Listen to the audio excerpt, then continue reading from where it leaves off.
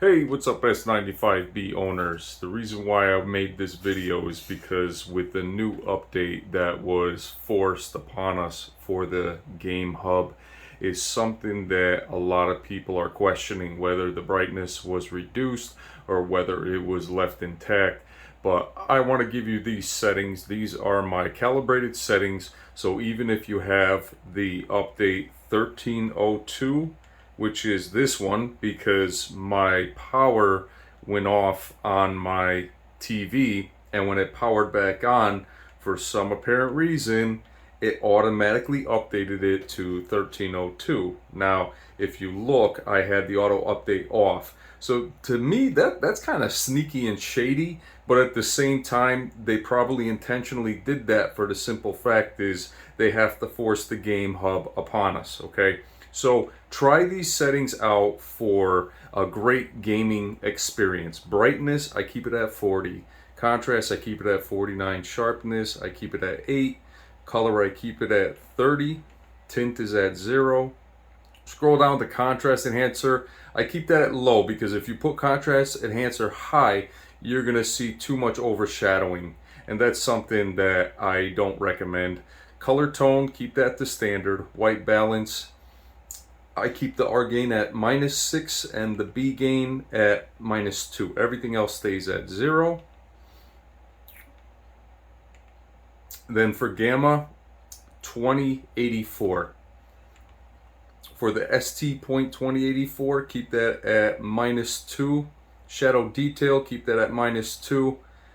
Now here is the key for your calibrated settings, okay? Color space settings. Right now it's on native, but if you go to custom, you're going to see the DCI-P3 color gamut. Color is red. Now originally these are all at 50, but what I recommend is red at 22, green at 18, and blue at 6. That's it. And then switch it back to native because it's still going to replicate those settings. It's just locked in place, okay? After you're done with that, peak brightness, keep that on high so you get that really good picture quality. And then you want to make sure that these settings on the game mode are game mode. I keep it on auto. You could put it on or off, but game mode is what makes sure optimizes your gaming experience. Surround sound, I keep that on. Dynamic black equalizer, keep that at 2. You're gonna have a pretty good black tone. And then for HDR tone mapping, I keep that at advanced, and game HDR is on. I think there was one setting I missed. Okay, so that's auto inputs. You want to have all these on depending on what you're using, but for now, just keep that at that.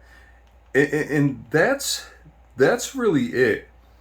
Once you have that set, if you look at the color tone of the game, okay, like right now you could see everything in its natural form. This is, to me, is as close as a Sony calibration. Now give me a second, I'm just gonna play the game so I can show you how good this really looks. Now this is the 1302 update, and so the 1302 update is what everybody's forced upon. Now this is the best camera I have, so please just have patience, and I want to show you the color real quick. Let the game start up. And if you look, everything looks natural. It's a natural color. The blacks are as black as they can be. The whites are pretty snow white. And overall, we're going to be on rust.